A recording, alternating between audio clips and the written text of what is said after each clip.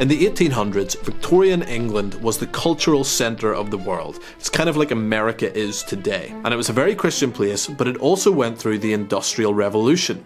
And during that time period, men left the home. Men left their wives and children at home, and they went to work at factories in cities. And they did something else when they left home. They left their churches.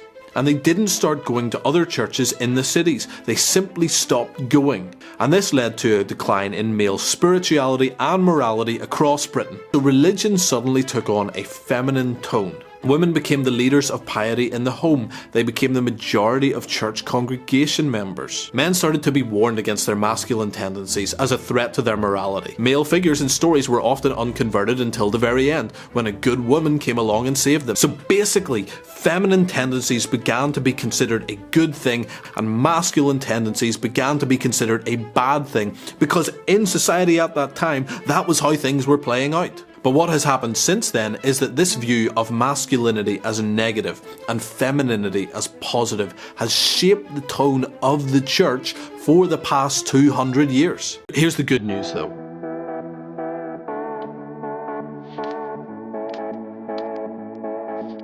We have the resources to fix this. The Bible is full of stuff that speaks to men, that reaches men, that honours true masculinity. And if we will take those things and hold them up and say that our church loves those things and it loves men that embody those things, I guarantee the church will reach men once again. And here's why that's something they absolutely should do. Do you know that in a family, if a mother comes to faith, the rest of the family will come to faith about 17% of the time?